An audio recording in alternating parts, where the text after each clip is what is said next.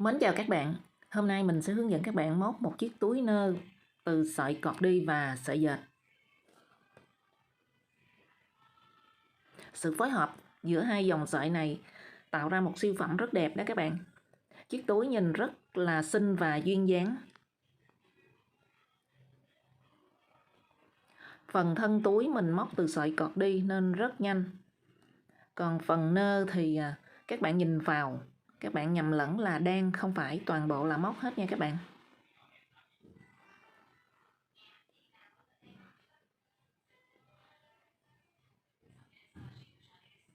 Hai dòng sợi này kết hợp với nhau tạo ra một siêu phẩm rất đẹp đó các bạn. Để móc chiếc túi này thì các bạn cần chuẩn bị một cuộn sợi cọt đi. Cuộn sợi này có trọng lượng là 330g và chiều dài là 130m đó các bạn. Và mình sử dụng sợi cọt đi này mình móc kim móc 4.5 ha. Rồi các bạn cũng chuẩn bị sợi dệt cùng màu với sợi cọt đi nè. Các bạn sử dụng kim móc 2.5. Rồi mình sử dụng hai cái khoen đê và hai cái khóa càng cua để mình làm phần quai. Rồi các bạn chuẩn bị hai ống nhựa, mỗi một ống dài khoảng 30cm để mình làm phần quai ha. Cái phần này là quai đeo, còn phần ống nhựa là quai sách nha các bạn. Và các bạn cũng chuẩn bị một miếng lót túi bên trong có ngăn phụ như thế này. Mình tiến hành thao tác phần thân túi nha các bạn.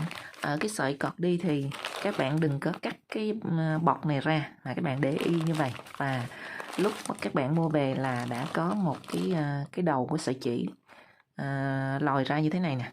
Các bạn kéo ra thôi, kéo ra là mình thao tác ha. Các bạn đừng có cắt cái bọc này bỏ. Rồi bây giờ chúng ta tiến hành.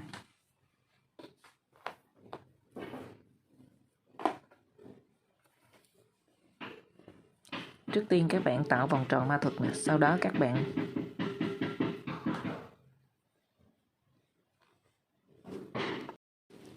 mình tiến hành thao tác nha các bạn.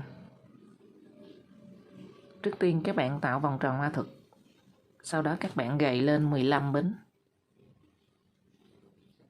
1 2 3 4 5 6 7 8 9 10 11 12 13 14 15. Rồi các bạn lên một bính xoay lại nè. Các bạn đâm kim qua cái sợi vắt ngang nè. Rồi các bạn đi 2 mũi đơn chung chân vào đây. Ở mũi bính số 15 đó. Các bạn đi một mũi rồi, mũi thứ hai. Rồi, các bạn đi ở khoảng giữa này là 13 mũi đơn, mình cũng đâm kim qua cái sợi vắt ngang nha các bạn. 1 nè. 2 3 4 5. Các bạn đi 13 mũi đơn một hàng ở khoảng giữa. Còn lại mũi cuối cùng này thì các bạn sẽ đi 4 mũi đơn chung chân. Nhưng mà các bạn đi trước 2 mũi ha, sau đó chúng ta vắt cái sợi qua rồi mình mới đi 2 mũi nữa. Đây, các bạn sẽ đâm kim qua cái sợi vắt ngang nè. Mình đi trước 2 mũi. Mũi đơn thứ nhất nè. Mũi đơn thứ hai. Rồi các bạn vắt cái sợi này qua. Các bạn đi thêm 2 mũi ở phía bên trái nữa. Các bạn đừng đi liên tục 4 mũi, nó sẽ tạo ra khoảng trống ở giữa này không đẹp ha. Rồi các bạn đi mũi đơn thứ ba. Mũi đơn thứ tư. Rồi bắt đầu chúng ta đi 13 mũi đơn ở khoảng giữa này các bạn. Lúc này mình đâm kim qua 2 sợi luôn. Mũi đơn thứ nhất. Mũi đơn thứ hai. Rồi các bạn đi 13 mũi đơn đến cuối hàng chúng ta gặp nhau ha. Các bạn đi thêm 2 mũi nữa vào cái mũi chúng ta xuất phát nè. Rồi các bạn đi một hàng 13 mũi đơn. Đến cuối hàng mình đi thêm 2 mũi vào cái mũi đầu tiên cho đủ là 4 mũi chung chân đó các bạn. Mũi thứ nhất nè. Mũi thứ hai. Rồi các bạn kết vòng bằng một mũi trượt. mình lên vòng 2. Các bạn lên một bính. Ở vòng 2 này thì 4 mũi ở đầu và 4 mũi ở cuối như thế này thì các bạn đều đi mũi V để chúng ta tăng thành 8 mũi ha. Còn khoảng giữa này thì mình vẫn đi 13 mũi. Rồi chúng ta thao tác này các bạn. 2 mũi đơn chung chân. Mũi đơn thứ nhất. Thêm một mũi đơn chung chân nữa. Rồi. Chân mũi tiếp theo các bạn cũng đi 2 mũi đơn chung chân. Rồi bắt đầu chúng ta đi một hàng 13 mũi đơn này các bạn.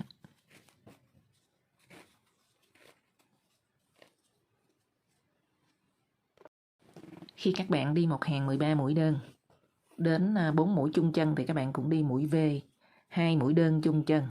Mũi V thứ nhất nè. 2 mũi đơn chung chân thì mình gọi là mũi V đó các bạn. Mũi V thứ hai. 2 mũi đơn chung chân nữa.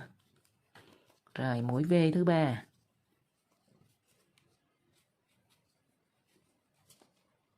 Rồi mũi V thứ tư.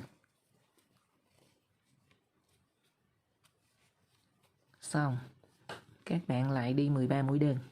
Một hàng, mỗi mũi một chân. Đến cuối hàng thì các bạn cũng đi 2 mũi V nè, 2 mũi V cuối hàng. Sau đó mình kết hàng thì chúng ta hoàn thành vòng thứ hai nha các bạn. Kết thúc vòng 2 mình lên vòng 3. Các bạn dùng kim đánh dấu vào vị trí ở phần đầu mình tăng cho nó dễ. Còn nếu các bạn thấy quen thì khỏi đánh dấu cũng được ha. Rồi bây giờ mình lên vòng 3 nè. Do ở phần đáy túi này mình đi có 4 vòng thôi các bạn. Mình lên vòng 3 nè. Các bạn lên một bính và các bạn sẽ đi một ít một V. Một ít là mỗi mũi một chân nè. Tới một V là 2 mũi đơn chung chân. Đây một ít một V. Bây giờ các bạn lặp lại một ít nữa. Rồi một V. Ở ngay vị trí kim đánh dấu là 2 mũi đơn chung chân.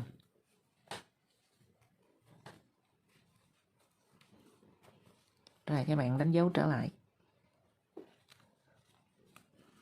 Mình đi một hàng 13 mũi đơn. Đến phần đầu này các bạn cũng tăng một ít một V, một ít một V.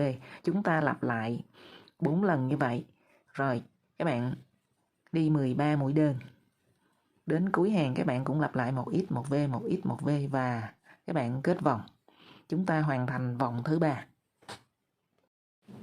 Rồi mình kết thúc vòng 3 bằng một mũi trượt. Bây giờ các bạn lên vòng 4 là vòng cuối cùng ở phần đáy túi hàng. Các bạn lên một bính, các bạn đi 2x một V. Đây, mũi đầu tiên các bạn đi một ít nè, là mỗi mũi một chân đó.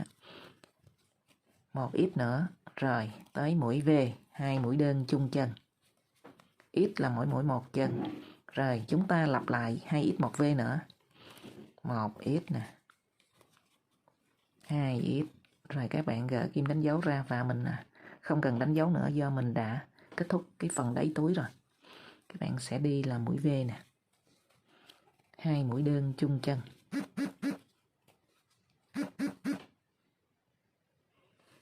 Rồi sau đó các bạn đi 13 mũi đơn. Rồi đến phần đầu này các bạn cũng đi 2x một V. Chúng ta lặp lại 2x một V 4 lần như vậy. Và chúng ta đi một hàng 13 mũi đơn. Cuối hàng chúng ta cũng lặp lại.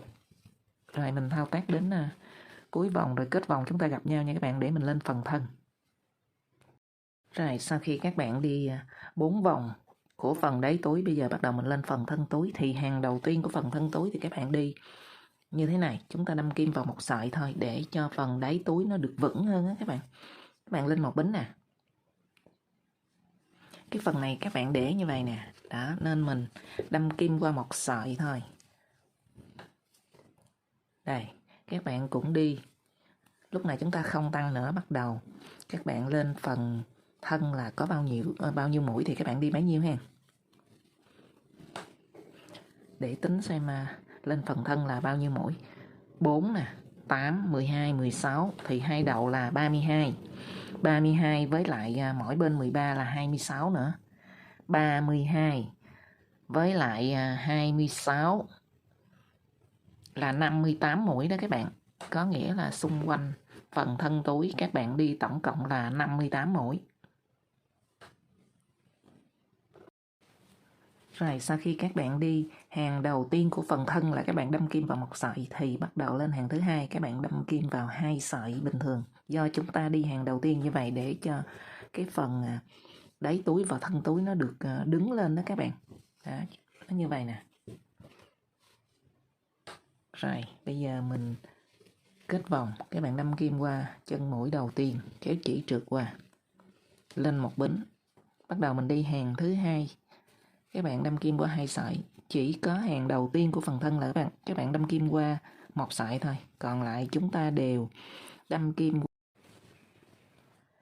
Sau khi các bạn lên 17 hàng thì bây giờ mình sẽ đi một hàng mũi trượt cuối cùng ha.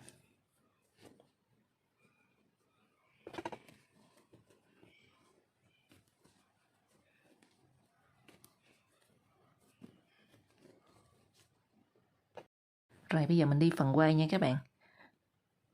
Các bạn tạo vòng tròn ma thuật nè, sau đó khoan, mình chừa ra một đoạn để mình khâu vào phần túi. Rồi các bạn tạo vòng tròn ma thuật, sau đó các bạn gậy lên 7 bính. 1, 2, 3, 4, 5, 6, 7. Rồi các bạn xoay lại hàng đâm kim vào cái vòng tròn ma thuật này. Kéo chỉ lên, đi mũi đơn, không phải mũi trượt nha các bạn, kéo chỉ lên. Trên kim có 2 sợi, các bạn quấn chỉ kéo qua là mình được 1 mũi đơn, 2 mũi đơn, 3 mũi đơn. Các bạn đâm kim vào 1 sợi, 4 mũi đơn, 5 mũi đơn, 6 mũi đơn, 7 mũi đơn và 8 mũi đơn là đến cuối vòng. Sau đó các bạn đi xoắn ốc. Chúng ta tiếp tục đi chứ mình không có kết vòng. Các bạn đi tiếp tục lên như thế này. Mình đâm kim vào 1 sợi. Các bạn đi xoắn ốc và chúng ta lên cái phần quai. Quai này là quai sắt đó các bạn.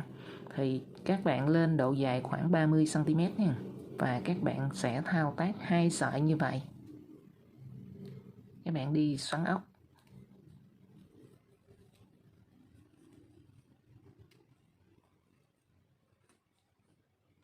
Rồi sau khi các bạn thao tác được 2 sợi, bây giờ các bạn sẽ luồn cái phần ống nhựa vào bên giữa nè. Mình dùng chiếc đũa các bạn sẽ nông vào trước, sau đó các bạn mới luồn cái ống nhựa theo sau cho nó dễ. Rồi các bạn luồn vào ha.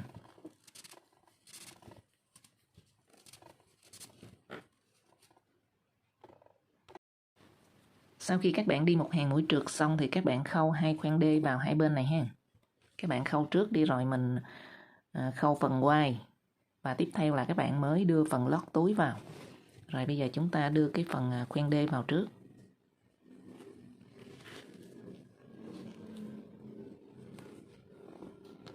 Khi các bạn khâu khoen đê xong thì các bạn sẽ khâu phần quai sắt này vào. Trước khi khâu vào thì các bạn sẽ kéo ra cho nó đều. Và mình may cái phần mà ở phần đầu này các bạn che cái phần ống nhựa lại.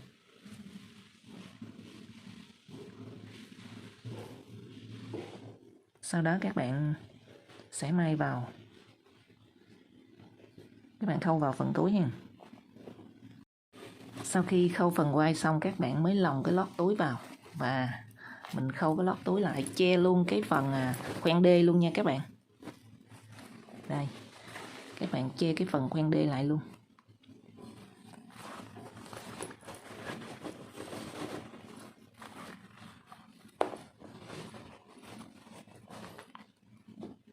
Rồi bây giờ mình sử dụng sợi dệt để mình đi cái phần cái miếng trên miệng túi đó các bạn.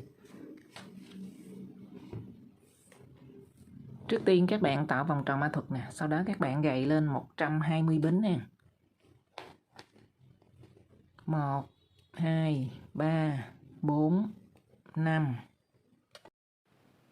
Rồi khi các bạn lên được 120 bính rồi, sau đó các bạn lên một bính và xoay lại, mình đâm kim vào bính số 120 nè. Các bạn đi mũi đơn, một hàng 120 mũi đơn. Và ở phần này thì các bạn đi lỏng tay. Đó, các bạn kéo lên đừng có siết chặt quá, nó đi hàng thứ hai bắt đầu sẽ khó ha. Bây giờ các bạn đi một hàng 120 mũi đơn và đi lỏng tay. Các bạn kéo lên nhẹ nhàng như thế này cho nó lỏng lẻo để các bạn đi hàng thứ hai cho nó dễ ha.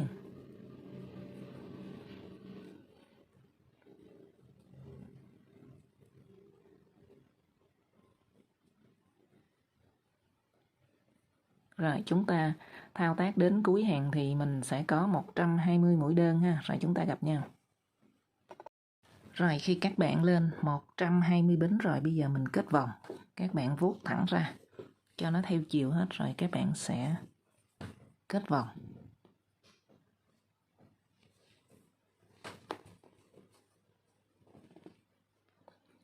Các bạn đâm kim vào chân mũi đầu tiên nè.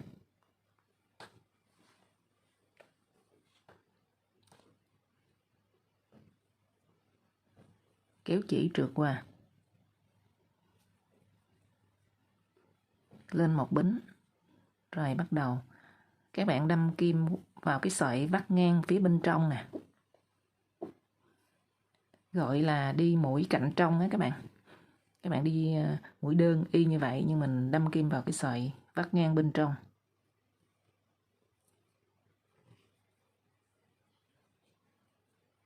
Đây, các bạn cũng đi một vòng là 120 mũi đơn.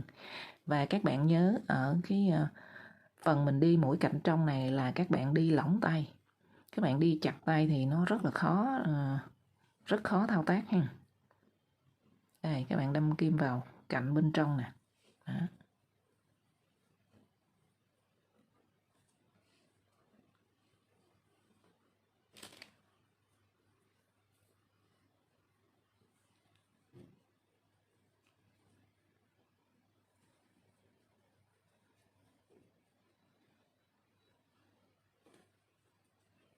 Rồi chúng ta thao tác đến cuối hàng nha các bạn. Rồi đến cuối hàng thứ hai thì các bạn kết vòng bằng một mũi trượt. Mình đâm kim qua chân mũi đầu tiên nè. Các bạn kéo chỉ trượt lên. Lên một bính. Mình đi hàng thứ ba. Các bạn cũng đâm kim qua cái sợi vắt ngang ở phía sau nè. Mình đi lỏng tay nha các bạn.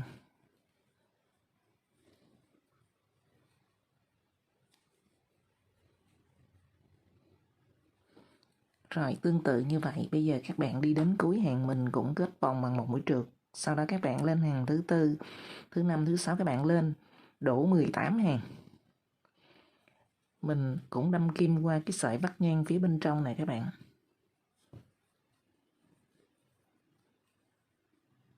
Rồi chúng ta cùng thao tác nha. Rồi sau khi các bạn lên 18 hàng thì mình cắt chỉ và giấu sợi chỉ luôn nha các bạn.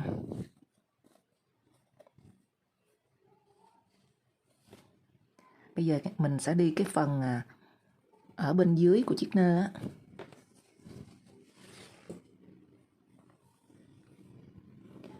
Đây, các bạn sẽ gầy lên 50 bính. Mình tạo vòng tròn ma thuật, sau đó các bạn gầy lên 50 bính. 1, 2, 3, 4, 5.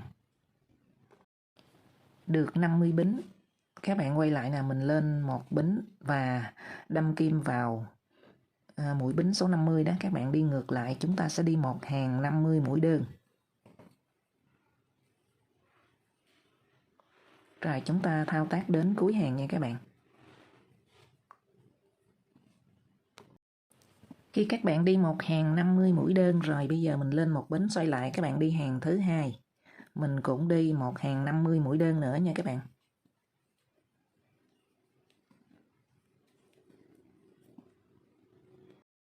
Rồi mình vừa đi xong hàng thứ hai. Ở hàng thứ ba này, các bạn lên một bính và mình đi như thế này. Các bạn đâm kim vào một sợi, nhưng mà mình đâm kim vào một sợi ở phía bên trong ha. Còn sợi bên ngoài mình chừa lại để tạo một cái đường gân nổi lên cho nó đẹp á. Các bạn đâm kim vào một sợi bên trong như thế này nè. Mình đang ở hàng thứ ba nha các bạn.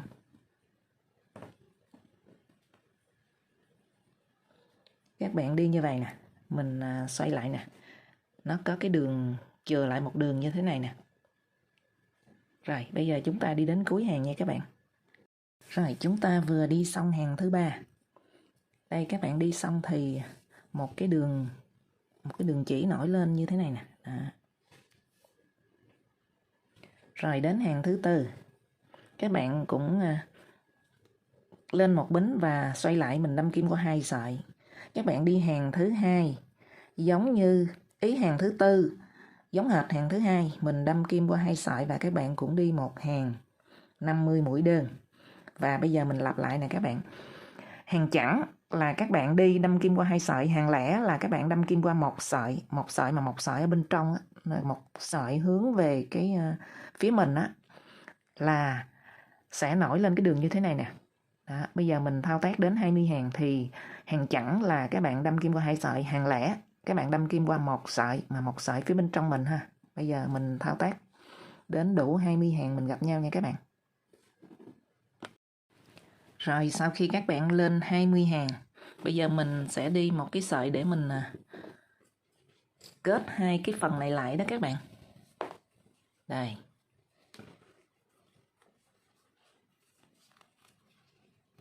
Bây giờ mình đi cái sợi để mình quấn lại như thế này nè. Rồi, bây giờ chúng ta thao tác nha các bạn, gầy lên 20 bính.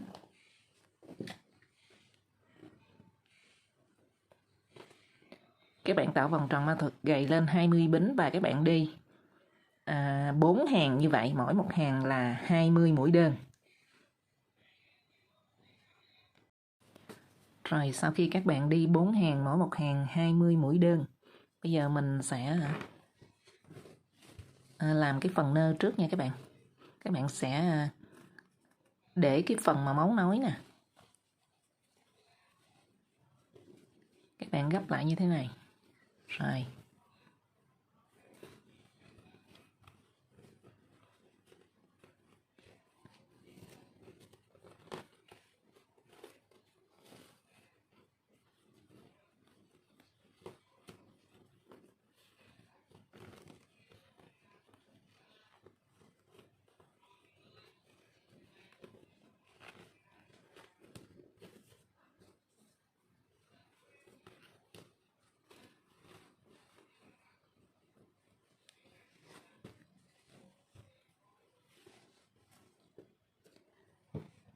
khi cái mảnh mà các bạn đi 20 mũi đơn mà 4 hàng đó, sau khi xong thì các bạn cắt chỉ mình chừa ra một đoạn như thế này để mình khâu lại luôn ha.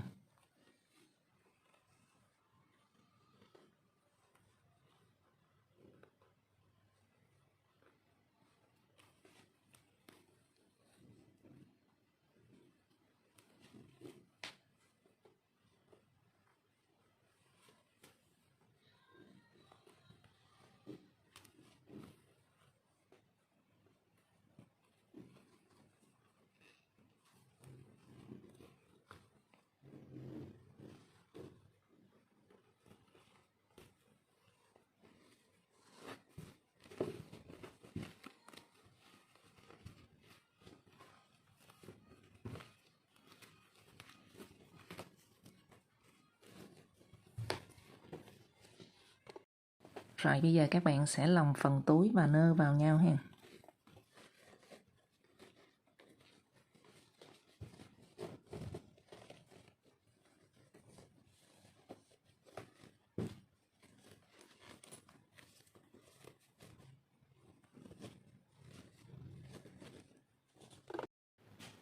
Rồi các bạn dùng kim đánh dấu để định vị cho nó cố định, rồi chúng ta bắt đầu đi.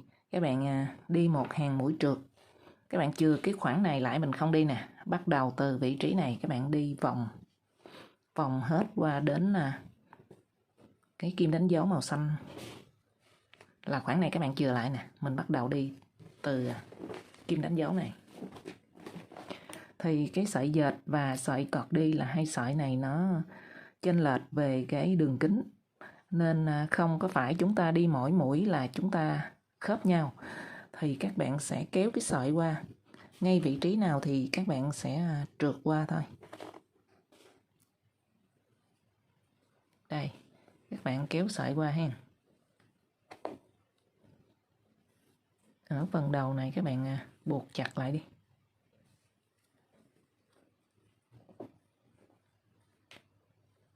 Và một hồi các bạn giấu sợi luôn ha. Rồi chúng ta đi nè. Các bạn đâm kim qua một sợi của phần nơ và một sợi của phần thân. Rồi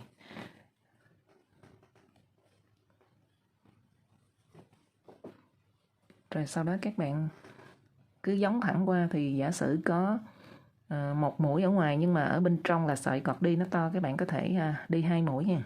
Ví dụ đây mình đi 1 mũi rồi nè, các bạn có thể đi thêm 1 mũi vào đây nữa.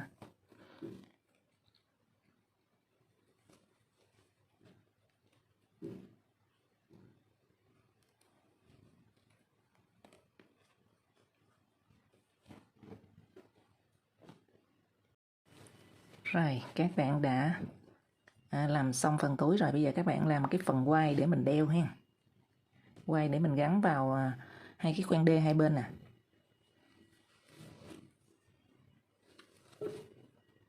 Đeo này thì các bạn sẽ đi 3 sợi dệt một lượt luôn ha. Các bạn sẽ cắt mỗi một sợi dài 12 mét. Rồi chúng ta để 3 sợi như thế này và mình thao tác nha. Các bạn dùng kim móc 4.5. Rồi các bạn tạo vòng tròn ma thuật nè.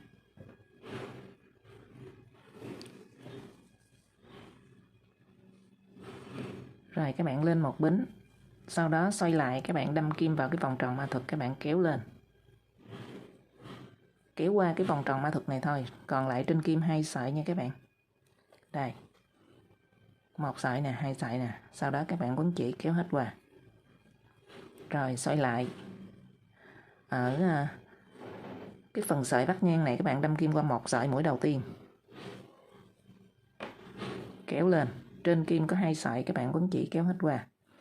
Sau đó xoay ngang lại, bắt đầu từ mũi kim thứ 2 mà các bạn đâm kim qua sợi vắt ngang thì các bạn sẽ đâm kim qua 2 sợi nha.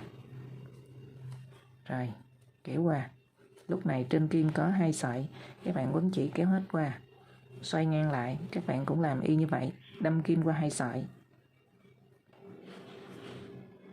2 sợi là mình nói 2 sợi lớn đó nha các bạn, là tổng cộng là 6 sợi nhỏ đó. Các bạn quấn chỉ kéo hết qua. Rồi lúc này trên kim có 2 sợi, các bạn quấn chỉ kéo qua. Và tương tự như vậy thì các bạn đi hết cái sợi dài 12 mét này thì các bạn sẽ có độ dài của dây quai là khoảng 70 cm ha. Rồi các bạn dùng kim khâu len mình khâu vào cái khóa càng cua nha các bạn. Các bạn xỏ một lượt qua 3 sợi luôn.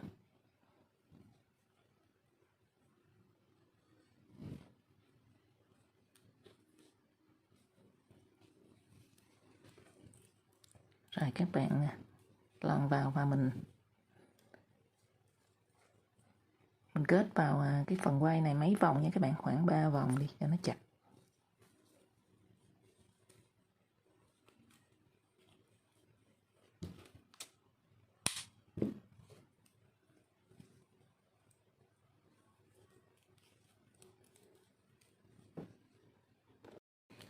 Rồi bây giờ mình sẽ gắn dây quai đeo vào khoen đê nha các bạn.